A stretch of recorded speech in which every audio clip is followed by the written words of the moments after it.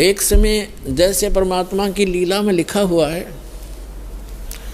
कि वो सतलोक से चलकर आते हैं, वो 3 प्रकार की स्थिति से हमारा धारण पोषण करते हैं, 3 प्रकार के शरीर से। एक शरीर से तो सतलोक में स्थायी रहते हैं, उनके एक रोमकूप में करोड़ सूर्य करोड़ चंद्रमा मिला दे इतनी रोशनी होती है। और दूसरा वो करते हैं लीला, जैसे प्रत्येक युग में एक शिशु रूप धारण करके एक लीला करते हैं, उनको निसंतान दंपति उठा ले जाते हैं, धीरे धीरे बड़े होते हैं और जो वो क्रियाएं कर रहे होते हैं माता पिता वही क्रिया करते हुए एक जन साधारण जैसा जीवन जीकर वो परम पिता दिखाते हैं, ऐसी लीला किया करते हैं। और दूसरी प्रकार की स्थिति में वो कभी भी कहीं पर भी आकर के साधु रूप में प्रकट हो जाते हैं, अच्छी आत्माओं को मिलते हैं, उनको ज्ञान देते हैं, उनको अपने से परिचित कराते हैं, जो भटक रही होती है उनकी प्यारी आत्मा। ऐसे ही एक धर्मदास नाम के महापुरुष वैश्य थे, बनिए थे और वैष्णु साधु से दीक्षित थे, विष्णु जी के पुजारी थे, विष्णु जी को इष्ट मानते थे, साथ में शंकर भगवान की भी पूजा करते थे। जैसे भी हमारे धर्म गुरुओं ने हमारे को जो ज्ञान दे रखा है हम वैसे ही वो लगा हुआ था। और रूपदास नाम के एक वैष्णव संत से दीक्षित थे। अब उस रूपदास जी ने जैसा भी उस प्यारी आत्मा को गाइड किया वो उसी तरह समर्पित था। उसने बता रखा था रूपदास जी ने कि 68 तीर्थ करने चाहिए, अमरनाथ चारों धामों को भी अवश्य वहाँ जाना चाहिए, एकादशी का व्रत करो, हरे राम हरे कृष्ण और भोलेनाथ शंकर भगवान का इसका जाप करो, ओम नमः शिवाय आदि। तो ये मंत्र जाप करता था। और तीर्थ भ्रमण के लिए वो चले वहाँ से।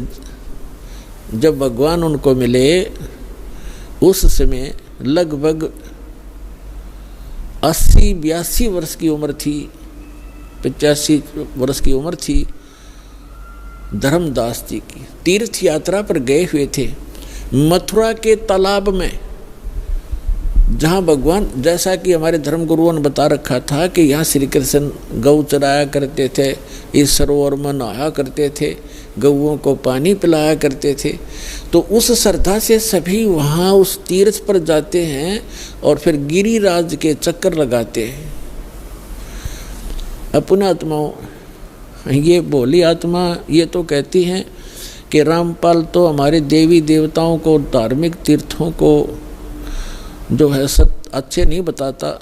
अब विचार करो, जिस गिरिराज यानी गोवर्धन पर्वत की आप महिमा गाते सुनाते हो उसकी लीला क्या है। जैसे धर्मदास जी को परमात्मा मिले, फिर उनसे पूछा कि आप, ये लंबी वार्ता है, समय थोड़ा है, लेकिन आज जो दास बताना चाहता है कि तीर्थों पर और इन ऐसे यादगार स्थानों पर जाने से जीव का मोक्ष नहीं और केवल पाप ही होते हैं, पुण्य नहीं। क्योंकि पुण्य तो इसलिए नहीं कि शास्त्र, वो श्रीमद् भगवद गीता में वर्णन नहीं उसका, और जो शास्त्र में वर्णित साधना नहीं है वो अध्याय नंबर 16 के गीता के मंत्र 23 में स्पष्ट ही कर दिया है कि शास्त्र विधि को त्याग कर जो मनमाना आचरण करते हैं उनको कोई लाभ नहीं होता, ना सुख होता, ना गति होती और ना ही उनको कोई सिद्धि प्राप्त होती, यूजलेस।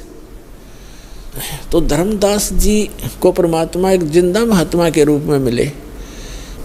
पहले तो तालाब में नहाए, फिर विष्णु जी की एक मूर्ति शालिग्राम था, उसको नहाया धोया, नए कपड़े पहनाए, पुराने कपड़े धोकर सुखा दिए भगवान के। फिर धूप दीप दे करके उसको जो ऐसे धूप धाप दे कर लग गया गीता का पाठ करने।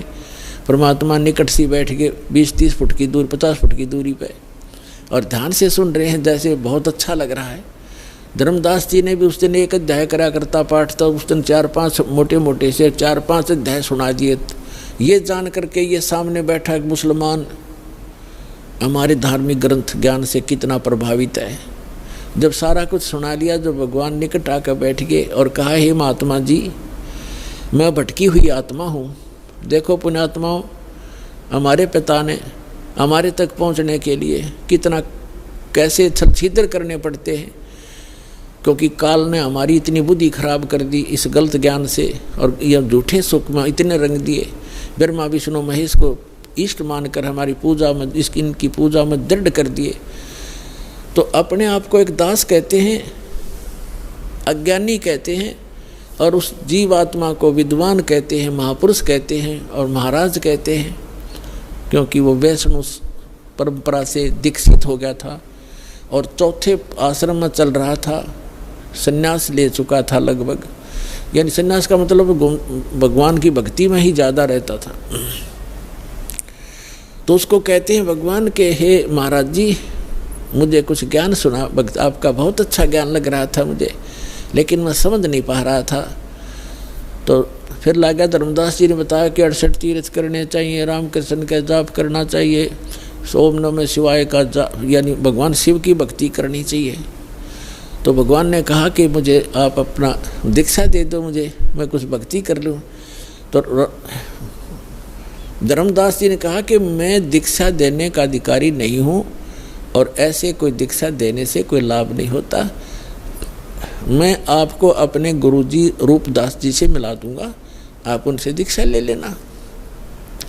और बगैर किसी आज्ञा से, अधिकारी से, ना दीक्षा लेने वाले को लाभ, देने वाले को पाप गणा, मैं नहीं कर सकता ऐसी गलती। तो तब तक परमात्मा ने कहा कि मेरी कुछ शंकाओं का समाधान कर दो ताकि मैं आपके गुरुजी के पास जाकर दीक्षित हो सकूं। ये क्या बताने लगा धर्मदास कि हम कोई जीव हिंसा नहीं करते, हम कोई जीव हिंसा नहीं करते, हम तो वैष्णव साधु हैं, हम मांस वास नहीं खाते। तो परमात्मा ने कहा कि देखो आप यहाँ क्या क्रिया की आपने, कि गिरिराज का एक पूरा चक्कर लगाया मैंने, इस गोवर्धन का चक्कर लगाया है और आज यहाँ रुका हूँ। और इस भगवान के ये धाम है, ये तीर्थ है मथुरा का, इसमें स्नान किया है। इसमें स्नान करने से बड़ा पुण्य होता है, बड़े इसमें लाभ होता है, मोक्ष होता है, और गिरिराज का जो चक्कर लगाने से जीव का कल्याण होता है। परमात्मा बोले कि आप गीता को सत्य मानते हैं? हाँ जी मानता हूँ। आप नाम क्या जपते हो? हरे राम हरे कृष्ण कृष्ण कृष्ण हरे हरे, राधे राधे श्याम मिला दे। क्या ये मंत्र गीता जी में है? कि नहीं, जो गुरु मंत्र दे दे उसी से लाभ होगा। गीता अध्याय नंबर 16 के श्लोक नंबर 23 में लिखा है कि शास्त्र विधि को त्याग कर, आप ही पढ़ रहे थे अभी, भगवान ने कहा जो मनमाना आचरण करते, अपनी मनमुखी जो मंत्र जाप करते हैं वो यूजलेस है, ना उनको सुख होता है, ना कोई गति होती है, ना उनको कोई सिद्धि प्राप्त होती।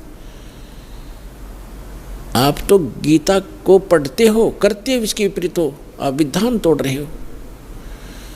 और गीता का ज्ञान किसने बोला? महात्मा परमात्मा ने कहा कि श्री कृष्ण जी ने बोला। अच्छा, श्री कृष्ण श्री कृष्ण कौन है? कि विष्णु जी। विष्णु जी की मृत्यु होती है कि नहीं? वो तो अजरो अमर है, वो परमात्मा सर्वशक्तिमान। अच्छा, गीता जी का ज्ञान दिया, श्री विष्णु कहो चाहे श्री कृष्ण कहो, आपके शब्दों में। हाँ जी, हाँ जी। तो गीता अध्याय नंबर 4 के श्लोक नंबर 5 और 9 में आप ही पढ़ रहे थे। ये खुद कहता गीता ज्ञानदाता कि मेरे और तेरे अर्जुन बहुत जन्म हो चुके, तू नहीं जानता, मैं जानता हूँ। दूसरे अध्याय के 12वें श्लोक में आपने पढ़ा, यानी परमात्मा ने ये संकेत में बताया कि अभी आप पढ़ रहे थे, वो खुद कह रहा है कि मेरी जन्म मृत्यु होती है। ये 10 श्लोक बता रहा है आपको। और 10वें अध्याय के दूसरे श्लोक में कहा कि मेरी उत्पत्ति को ना ये देवता जानते। सतब हो गया एकदम, जैसे सुन हो जाकर, और आप कहते ये अजरो अमर है। और ये खुद कहता 18वें अध्याय के 62वें श्लोक में कि यदि तूने पूर्ण मोक्ष चाहिए तो उस परमेश्वर की शरण में जा, उसकी कृपा से तो परम शांति को, सनातन परम धाम को प्राप्त होगा। वो परमात्मा कौन है उसके बारे में बताओ मुझे, तब मैं दीक्षा लूँ तुम्हारे से। तो नाराज हो गया भगवान, नाराज हो गया कौन? धर्मदास। कि तू आप तो हमारे देवी देवताओं को हे बताते हो, आप तो मुसलमान हो इसलिए। परमात्मा बोले मैं नहीं बताता, आप ये बताइए मुझे कि ये गिरिराज की आपने परिक्रमा की, ये कथा सुना दे मुझे। धर्मदास जी ने सुनाया ने, एक बार ना यहाँ देवी देवताओं की पूजा होया करती थी और भगवान कृष्ण ने ये कहा कि इन देवी देवताओं की पूजा बंद करो, इंद्र की पूजा भी बंद कर दो, केवल एक परमात्मा की भक्ति करो। जिससे एक शुद्ध होकर के इंद्र ने इतनी जबरदस्त वर्षा कर दी, 96 मेघ माला, 96 करोड़ मेघ माला एकदम वर्षा दी, मूसलधार वर्षा होगी। तो भगवान शिव ने, कृष्ण ने इस गिरिराज को उठा लिया था हाथ पे और सारे ब्रज की रक्षा कर ली, सारा इंद्र बरस लिया, सारा वर्षा हो ली, कोई खूब मुसलधार, लेकिन एक बूंद भी नीचे नहीं आने दी। इस गोवर्धन के ऊपर ही सोख दी भगवान ने। परमात्मा बोले थारी बुद्धि ले गए चोर। अब तेरे कृष्ण जी कहने लग रहे देवी देवताओं की पूजा मत करो, देवताओं के मुखिया इंद्र की भी पूजा छुड़वाई उन्होंने, और तब इन देवताओं के चपट रहे। और फिर मैं देवताओं की थारी बेइज्जती करता हूँ। और जिस जोड़ में तू ना आया, इस महीने ने तो छोड़ कर चले गए। श्री कृष्ण द्वारका में रहा करते थे, वहाँ जाओ न वहाँ गड्ढो तुम। अब वो द्वारका भी ना रही, वो समुद्र में डबो दी, इसलिए डबो दी थी कि यहाँ धक्के खाना होंगे ये बोली आत्माएं, मोक्ष होगा भक्ति से। अपने आत्माओं ये ज्ञान है, अभी तक हमने अज्ञान भर रखा था अपने अंदर। ये काफ़ी लंबी कथा, लेकिन शॉर्ट में जो दास बताना चाहता वो इतना ही है। फिर परमात्मा ने कहा कि आप कहते हो कि मैं कोई जीव हिंसा नहीं करते, आप कहाँ से चल कर आए हो? कि बांधवगढ़ से आया हूँ। कहाँ? मथुरा में। कितनी दूरी है, कितना डिस्टेंस है मथुरा और बांधवगढ़ का? धर्मदास जी ने कहा यानी 250-300 मील होगा, कोस, पहले कोस चलती थी, यानी 850 किलोमीटर डिफरेंस है मथुरा और बांधवगढ़ का। तो परमात्मा ने कहा किस साधन से आए आप? धर्मदास जी ने कहा मैं पैदल आया हूँ महात्मा भाई, पैदल आया हूँ जिंदा महात्मा जी, मैं पैदल आया हूँ।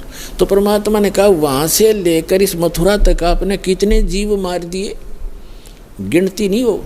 और इस तालाब में नहाए, इस मथुरा के इस तालाब में नहाए, ये लोटा पानी का भर के लाए हो आप, देख इसमें कितने जीव जंतु। ये तो इस 2 लीटर पानी में इतने, और उसमें जिसमें आप मल कर नहा रहे थे, कितने जीवों का कचूमर काट दिया धर्मदास, करोड़ों जीव मार दिए इतने।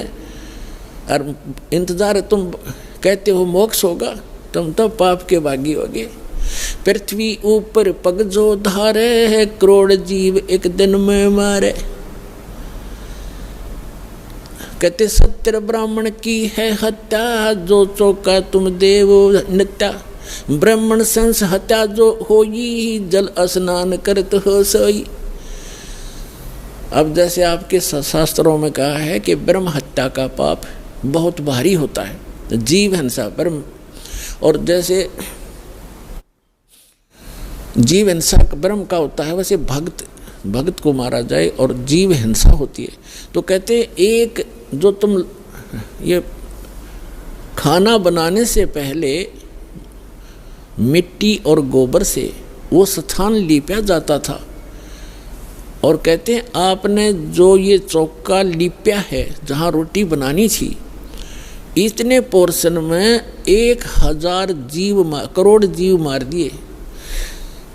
कहते हैं कि पृथ्वी ऊपर पग जो धारे, करोड़ जीव एक दिन में मारे। जैसे आप सारा दिन घूमते फिरते हो, एक दिन में आप करोड़ों जीवों को नाश मार डालते हो। और कहते 70 ब्राह्मण की है हत्या, जो चौका तुम देवो नित्या। जो नित्य तुम लिपा पोती करते हो, इसमें 70 ब्राह्मण जैसी जीव हिंसा हो जाती है। और ब्राह्मण सेंस हत्या जो होई, जल स्नान करत हो सोई। इस तालाब में नहाते हो ना, इसमें इतने जीव मर जाते हैं, 1000 ब्रह्म हत्या का पाप तुम्हें लगता है। हरी भांति पृथ्वी के रंगा, अंत कोट जीव उड़े पतंगा। खान पान में दमन प्राणी, कैसे पाओ मोक्ष निशानी। तुम खाते हो पीते हो, इसमें भी जीव मरते हैं। आटा गूंदते हो, इसमें भी मरते हो। पोछा लगाते हो, इसमें भी मरते हैं। और तुम कहता है हम जीव हिंसा नहीं करते। अपने आत्माओं के कहने का भाव ये है दास का कि उस तीर्थ पर जाने और आने में आपने जो पाप जीव मारे वो तो आपके बैड अकाउंट में, और पुण्य एक भी को नहीं, क्योंकि वो सदग्रंथों के विपरीत साधना है। शास्त्र विधि को त्याग कर वो मनमाना आचरण है। तो तो यहाँ आपके मन में ये शंका आवेगी। अच्छा, एक तो ये कंसेप्ट आज का जो सत्संग है, ये कंसेप्ट चल रहा है कि तीर्थ क्या है, ये अमरधाम वैष्णो देवी आदि कैसे बने, ये क्लियर हो गया। एक दूसरा ये था कि भगवान के दर्शन से नहीं मंत्र से मोक्ष होगा। जैसे भगवान, जैसे आप श्री कृष्ण जी, श्री विष्णु जी और श्री भगवान शंकर जी को भगवान मानते हो, जैसे पार्वती से ज़्यादा दर्शन शिव के कोई नहीं कर सकता। वह तो उसकी धर्मपत्नी थी, अर्धांगिनी थी, सबसे ज़्यादा दर्शन वो एक कराया करती, लेकिन मोक्ष नहीं था। उस मंत्र से मोक्ष हुआ। भगवान खुद वो परम अक्षर ब्रह्म 120 वर्ष तक भारतवर्ष की पृथ्वी पर काशी के अंदर रह कर चले गए और करोड़ों व्यक्तियों ने दर्शन करे, लाखों ने। मोक्ष नहीं हुआ क्योंकि उनको वो मंत्र प्राप्त नहीं हुआ, उस योग्य वो हुए नहीं कि जिससे वो मंत्र प्राप्त कर लेते, जिससे मोक्ष होना था। तो वो मंत्र और वो समय अब आ गया पुण्यात्माओं। अब ये वो कलयुग का धन है आपके माता पिता जिनसे आपका जन्म हुआ, ऐसे समय में जो परमात्मा ने पूर्व निर्धारित किया हुआ था। अब वो समय आ गया है, वो कंप्लीट कोर्स आपको प्राप्त होगा और इस मंत्र से मोक्ष होगा जो आज दास के पास उपलब्ध है। इसको प्राप्त करो और अपना कल्याण कराओ।